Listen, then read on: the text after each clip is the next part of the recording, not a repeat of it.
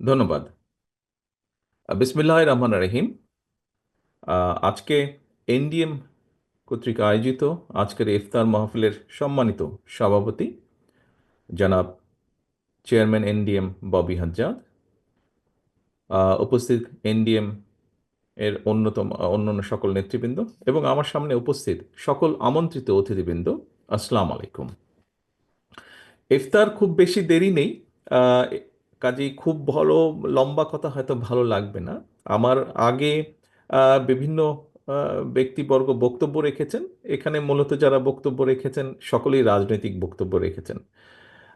এখানে আমার কিছুক্ষণ আগে মাহাদি আমিন একটি বক্তব্য রেখেছে এবং তার একটি কথাই সে বলেছে, যেহেতু এখানে আমরা মূলত রাজনৈতিক নেতৃবৃন্দ বা রাজনৈতিক কর্মীবৃন্দ এখানে উপস্থিত আছি, স্বাভাবিকভাবে অনেকগুলো দল আমরা এখানে আছি এবং স্বাভাবিকভাবে প্রত্যেকটি দলের আদর্শ তো একদম এক হবে না, অবশ্যই আলাদা আলাদা কিছু আছে। তবে অবশ্যই আমি মনে করি, বিশ্বাস করি, মূল বিষয়টি এক জায়গায় এবং সেটি হচ্ছে গণতন্ত্র বা ডেমোক্রেসি। সেটি হচ্ছে একটি মানবিক বাংলাদেশ। সেটি হচ্ছে একটি বাংলাদেশ যেখানে মানুষের কথা বলার অধিকার থাকবে। সম্মানিত উপস্থিতিবৃন্দ, এই বিষয়ে আমরা অনেকগুলো কথা এর ভিতরেই শুনে ফেলেছি, আমি সেজন্য সেই বিষয়গুলোতে যাব না। এই মুহূর্তে বাংলাদেশের সবচেয়ে একটি বহুল আলোচিত বিষয় হচ্ছে সংস্কার।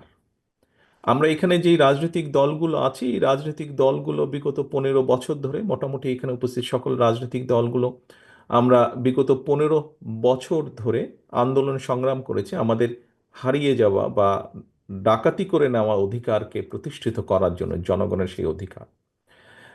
সেটাতে আমরা পার্টলি আলহামদুলিল্লাহ সাকসেসফুল হয়েছি। আমি আমি আমি একজন রাজনৈতিক কর্মী হিসেবে মনে করি। এখন বিভিন্ন আলোচনা চলছে সংস্কারের, বিভিন্ন সংস্কার বলতে আমরা যা যা যেখান থেকে যার যার অবস্থান থেকে বুঝি সেই আলোচনাগুলি চলছে।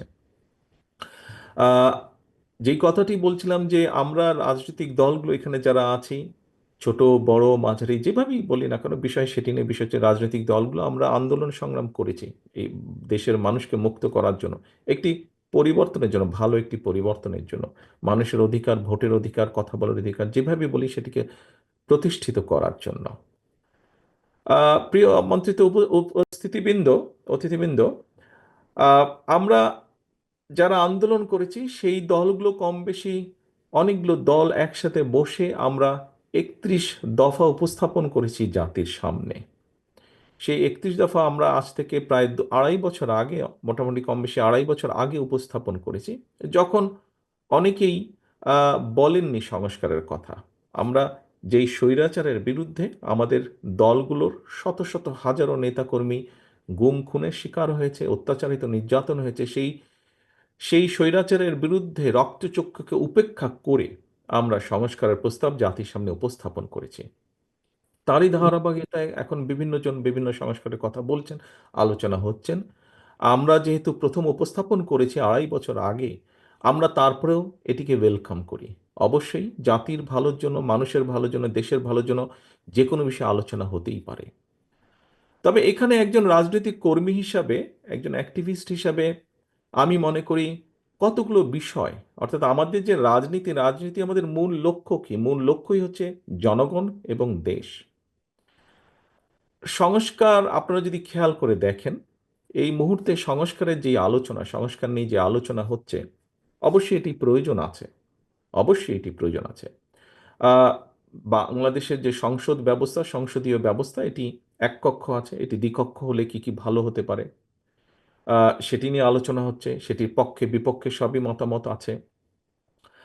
একজন ব্যক্তি দুবারের বেশি প্রধানমন্ত্রী, পরপর দুবারের বেশি প্রধানমন্ত্রী হওয়া উচিত নয়। অনেকে মনে করেন তাহলে স্বৈরাচারের যে প্রবৃত্তি, সেটাকে হওয়ার যে টেন্ডেন্সি, সেটাকে রোধ করা সম্ভব হবে। অবশ্যই এই প্রস্তাবনা বিএনপির পক্ষ থেকেই সর্বপ্রথম গিয়েছে, এটি নিয়ে আলোচনা হয়েছে। তত্ত্বাবধায়ক সরকার ব্যবস্থা নিয়ে আলোচনা হয়েছে। আমরা বলেছি আমরা ইনশাল্লাহ জনসমর্থন পেলে, সরকার গঠনে সক্ষম হলে বিএনপি এই কাজগুলো করবে যেগুলো জনগণের চাহিদা, সাংবিধানিক দৃষ্টিকোণ থেকে। রাষ্ট্রপতি প্রধানমন্ত্রীর ক্ষমতার ভারসাম্যর বিষয়ে আলোচনা হয়েছে, প্রস্তাবনা এসেছে, এই বিষয়গুলো চিন্তা ভাবনা হয়েছে। কিন্তু একটু আগে যে কথাটি বললাম, আমরা রাজনীতি করি কাকে ঘিরে? রাজনীতিতে করি এই জনগণকে ঘিরে, এই দেশের জনগণকে ঘিরে। আমরা রাজনৈতিক দলগুলো শুধু এইগুলার ব্যাপারে প্রস্তাবনা দিয়েছি, দেওয়াটাই উচিত, দেওয়াটাই স্বাভাবিক। কিন্তু কেন আমরা রাজনৈতিক দলগুলোর অবস্থান থেকে আরো কিছু বিষয়ে প্রস্তাবনা উপস্থাপন করছি না? আমি তো মনে করি একজন রাজনৈতিক কর্মী হিসাবে যে সমান গুরুত্বপূর্ণ ক্ষেত্র বিশেষে আমরা যেগুলো নিয়ে আলোচনা করি তার থেকে দুই চারটি আমি আপনাদের সামনে উল্লেখ করতে চাই। ক্ষেত্র বিশেষে সেগুলো আরো গুরুত্বপূর্ণ। যেমন এই মুহূর্তে যদি আমরা পত্রিকা খুলি, পত্রিকায় আমরা টেলিভিশনের পর্দায় পত্রিকার পাতায় কি দেখি? আমরা দেখি নিত্য প্রয়োজনীয় দ্রব্যের বা নিত্য প্রয়োজনীয় যে কোনো জিনিস, সেটি খাবার জিনিস হোক, পোশাক আশাক হোক, যেটাই হোক, মানুষের যেটা নিত্য প্রয়োজনীয় বিষয়, সেটি নিয়ে কি পরিমাণ কষ্ট যন্ত্রণায় আছে এদেশের অধিকাংশ মানুষ।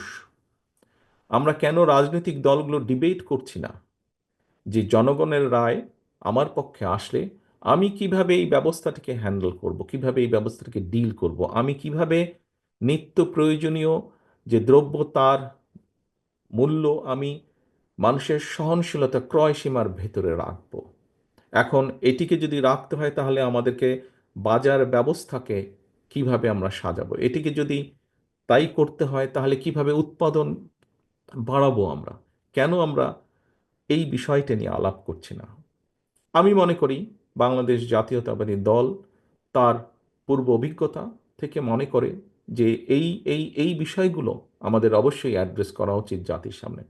শুধু তত্ত্বাবধায়ক সরকার ব্যবস্থা, শুধু সাংবিধানিক ব্যবস্থা, শুধু ভোটের ব্যবস্থা, বিভিন্ন ব্যবস্থা, সেগুলো যেরকম আলোচনা হওয়া উচিত, তার থেকে বেশি আলোচনা হওয়া উচিত বা সমান পরিমাণ অন্তত আলোচনা হওয়া উচিত কিভাবে মানুষের এই সমস্যার সমাধান করবে, কোন দল কিভাবে করবে। প্রিয় উপস্থিতিবৃন্দ, আমি মনে করি এই আলোচনা নিত্য প্রয়োজনীয় দ্রব্যের বিষয় যেমন উৎপাদন ব্যবস্থা, বাজার ব্যবস্থা, এটি নিয়ে যেরকম আলোচনা করা উচিত, এটি নিয়ে যেরকম প্রস্তাবনা থাকা উচিত, প্রস্তাবনা থাকা উচিত, ডিবেট হওয়া উচিত বিভিন্ন রাজনৈতিক দলের মধ্যে, যে একজন নাগরিকের 20 কোটির প্রায়, আমরা সবাই জানি জনসংখ্যা কোনোভাবেই 20 কোটির কম নয় এই দেশে। 20 কোটি জনসংখ্যা বহুল একটি দেশের মানুষের একটি প্রাইমারি প্রয়োজন হচ্ছে মিনিমাম চিকিৎসা ব্যবস্থা। আমরা কেন আমাদের রাজনৈতিক দলগুলো চিকিৎসা ব্যবস্থা কিভাবে জনগণের মিনিমাম চিকিৎসা ব্যবস্থা আমরা নিশ্চিত করব, সেই বিষয়গুলো কেন আমরা তুলে ধরছি না? সেটি কি সংস্কার নয়? আমি যে বাজার ব্যবস্থা, যে উৎপাদন ব্যবস্থার কথা বলেছি, সেটি কি সংস্কার নয়? শুধু একজন ব্যক্তি পরপর 2বারের বেশি প্রধানমন্ত্রী হবে না, এইটি আইন করে রোধ করাটাই কি শুধু সংস্কার? শুধুমাত্র তত্ত্বাবধায়ক নির্বাচনের সময়, জাতীয় নির্বাচনের সময় তত্ত্বাবধায়ক সরকার ব্যবস্থা করতে হবে, অবশ্যই করতে হবে নিরপেক্ষ নির্বাচনে, কিন্তু সেটি কি শুধু সংস্কার? বাজারের ব্যবস্থা, চিকিৎসা ব্যবস্থা, এটি কি সংস্কার নয়? আমি তো একজন রাজনৈতিক কর্মী হিসেবে মনে করি এটিও সংস্কার ব্যবস্থা। আমাদের আমাদের ডাইরেকশন থাকতে হবে, আমাদের প্ল্যান থাকতে হবে, আমাদের তুলে ধরতে হবে জনগণের সামনে যে আমি জনগণের রায় যদি সমর্থন পাই, আমি চিকিৎসা ব্যবস্থার জন্য এই করতে চাই যেখানে জনগণের মিনিমাম চিকিৎসা সুবিধা দেওয়া সম্ভব হয়। প্রিয় আমন্ত্রিত অতিথিবৃন্দ, সংস্কারের তো আরেকটি বিষয় আছে। এই 20 কোটি মানুষের দেশে আমাদের ভবিষ্যৎ প্রজন্ম আছে। আমরা যদি আমাদের ভবিষ্যৎ প্রজন্মের সঠিক শিক্ষা ব্যবস্থা যদি গড়ে তুলতে সক্ষম না হই, তাহলে কি করে আমাদের পক্ষে সম্ভব এই দেশকে সামনে এগিয়ে নিয়ে যাওয়া, কি করে সম্ভব একটি সমৃদ্ধশালী দেশকে গড়ে তোলা? অবশ্যই আমাদের এই বিষয়ে ডিবেট থাকা উচিত। অন্তত এই বিষয়ে আমাদের শুধু ডিবেট নয়, প্রত্যেকটি দলের পক্ষ থেকে একটি কর্ম পরিকল্পনা থাকা উচিত যে আমরা কি ধরনের শিক্ষা ব্যবস্থা, আমরা বলি অনেক সময় বক্তব্যের মধ্যে বলি উৎপাদনমুখী শিক্ষা ব্যবস্থা। ফাইন, যদি উৎপাদনমুখী শিক্ষা ব্যবস্থা হয়ে থাকে তাহলে সেটি কি আরো একটু ডিটেইল আমাদেরকে করা উচিত। বিভিন্ন দলের উচিত হবে এটি একটি সংস্কার অবশ্যই, যে শিক্ষা ব্যবস্থাকে ঢেলে সাজানো বা শিক্ষা ব্যবস্থাকে আমরা কিভাবে দেখতে চাই। আমি আরেকটি সংস্কারের কথা বলতে চাই প্রিয় সহকর্মীবৃন্দ বা প্রিয় আমন্ত্রিত অতিথিবৃন্দ। সেটি হচ্ছে আহ, প্রথমেই আমি বলেছি উৎপাদন বৃদ্ধি করা প্রয়োজন। উৎপাদন বৃদ্ধি করতে হলে মূলত যদি আমরা দেখি উৎপাদনকে, তাহলে অবশ্যই আমাদেরকে কৃষির উৎপাদন বৃদ্ধি করতে হবে। 20 কোটি মানুষকে যখন আপনার খাদ্য সংস্থান যদি করতে হয়, 20 কোটি মানুষের সংস্থান যেটি খাদ্য পণ্য দ্রব্য মূল্য সব কিছুকে যদি দ্রব্যকে যদি সহনশীলতার মধ্যে রাখতে হয়, সাপ্লাই যদি রাখতে হয়, তাহলে অবশ্যই আমাদের কৃষির উৎপাদন বৃদ্ধি করতে হবে। কৃষির উৎপাদন কিভাবে আমরা বৃদ্ধি করব? শহীদ রাষ্ট্রপতি জিয়াউর রহমান শুধুমাত্র খাল খননের মাধ্যমে কৃষককে অনেক কয়েকটি কাজ করেছিলেন, কিন্তু খাল খননের মাধ্যমে যেই জমিতে এক ফসলই হতো সেখানে দুটি ফসল হয়েছে, সঠিক সময়ে পানি সরবরাহ করার মাধ্যমে। যে জমিতে দুটি ফসল হতো সেখানে তিনটি হয়েছে। খাল খননের মাধ্যমে বন্যাকে নিয়ন্ত্রণ করা সম্ভব হয়েছে। বন্যাকে নিয়ন্ত্রণ করার মাধ্যমে দেশে যেটি হয়েছে, কৃষক প্রতি বছর ক্ষতিগ্রস্ত হয়নি, ফলে ধীরে ধীরে কৃষকের অর্থনৈতিক মেরুদণ্ড মজবুত হয়েছে। আমন্ত্রিত অতিথিবৃন্দ, সম্মানিত অতিথিবৃন্দ, আপনাদের কি একবারও মনে হয় না যে যেই কথাটি মাত্র আমি বললাম, খাল খনন থেকে শুরু করে কৃষির কিভাবে উৎপাদন বৃদ্ধি করা যায়, এগুলিও সংস্কার? আমি তো মনে করি একজন রাজনৈতিক কর্মী হিসেবে এটি অনেক বড় একটি সংস্কার। একই সাথে যদি আমরা চিন্তা করি একই সাথে যদি আমরা চিন্তা করি, বাংলাদেশের ঢাকা শহরের পাশেই আছে আরশোলি। আপনারা দেখেছেন এখানে কতগুলো ইন্ডাস্ট্রি আছে, এছাড়াও বিভিন্ন জায়গায় ইন্ডাস্ট্রি আছে। আমাদেরকে শিল্পের বিষয়ে বোধহয় চিন্তা করা উচিত। কিভাবে উদ্যোক্তাদেরকে আমরা একটা স্টেবল সিচুয়েশন দিতে পারি, যাতে উদ্যোক্তারা উদ্যোগ গ্রহণের মাধ্যমে এই দেশে শিল্প স্থাপন করতে পারেন, তাদেরকে নিরাপত্তা দেওয়া সম্ভব হয়। অবশ্যই এটি একটি সংস্কার।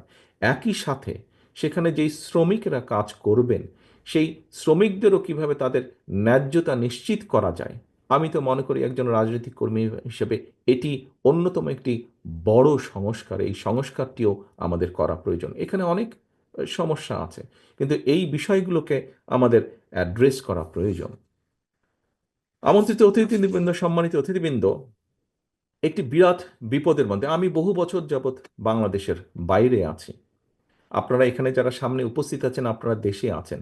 প্রায় আমরা দেখেছি, বিশেষ করে স্বৈরাচার সময় তো প্রায় আমরা নিউজে দেখতাম পরিবেশ দূষণ। ঢাকা শহর সহ সমগ্র বাংলাদেশে পরিবেশ দূষণ, অত্যন্ত তীব্র মাত্রায় পরিবেশ দূষণ।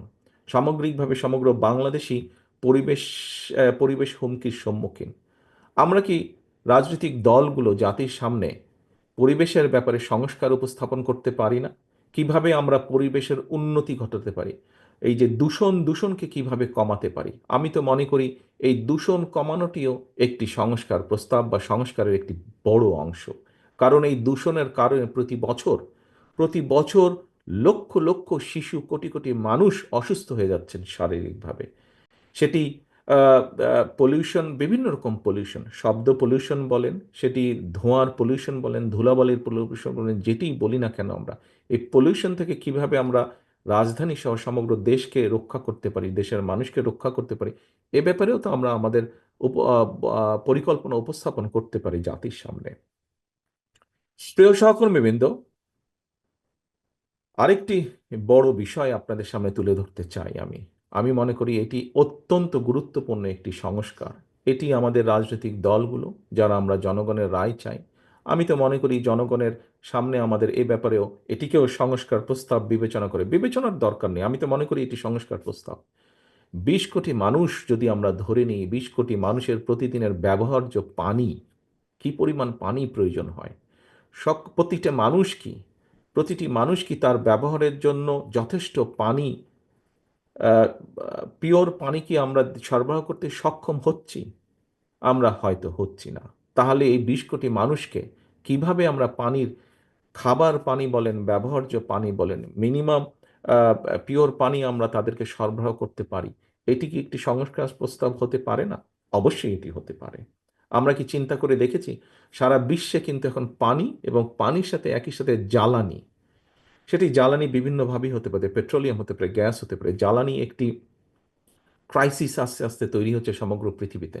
২০ কোটি মানুষের জ্বালানি ব্যবস্থা কি হবে, কি হতে পারে, কিভাবে আমরা জ্বালানি কমফোর্ট দিতে পারি মানুষকে, সেটিও তো সংস্কার প্রস্তাব আমি মনে করি। এবং সে ব্যাপারেও আমাদের চিন্তা পরিকল্পনা জাতির সামনে উপস্থাপন করা উচিত।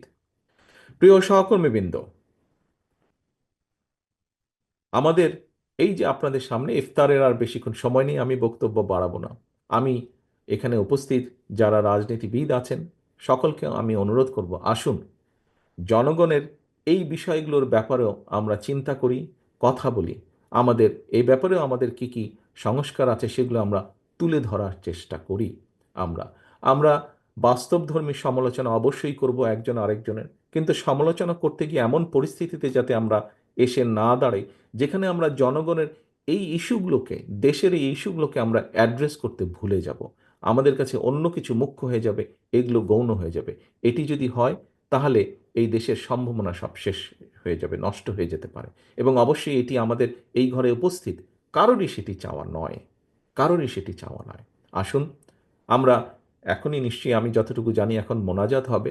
আসুন আমরা আজকে এই রমজানের দিনে, রোজার সময় আমরা এই মুহূর্তে আল্লাহর দরবারে হাত তুলি, আল্লাহর দরবারে হাত তুলে আমরা আল্লাহর কাছে আহ, রহমত চাই, যাতে এখানে আমরা যারা উপস্থিত আছি রাজনীতিবিদ হিসেবে, আমরা যাতে এই বিষয়গুলি সহ দেশ ও জাতির প্রয়োজনে যেগুলি গুরুত্বপূর্ণ বিষয়, সেই বিষয়গুলো আমরা একসাথে বসে আলোচনা করে যাতে আমরা জনগণের সেই সমস্যাগুলো ধীরে ধীরে কমিয়ে আনতে সক্ষম হই। আল্লাহ যাতে আমাদেরকে সেই তৌফিক দেন, আল্লাহ যাতে আমাদেরকে সেই রহমত দেন, আমরা আল্লাহর কাছে সেই দোয়া চাই। আবারও আমি এনডিএমকে আজকে আমাকে এখানে আমন্ত্রণ জানার জন্য আন্তরিকভাবে তাদেরকে ধন্যবাদ জানাতে চাই। আমি আন্তরিকভাবে ধন্যবাদ জানাতে চাই জনাব ববি হাজ্জাজকে আমাকে আমন্ত্রণ জানানোর জন্য। সকলে ইনশাল্লাহ সুস্থ থাকবেন, সকলে ইনশাল্লাহ ভালো থাকবেন। আসসালামু আলাইকুম।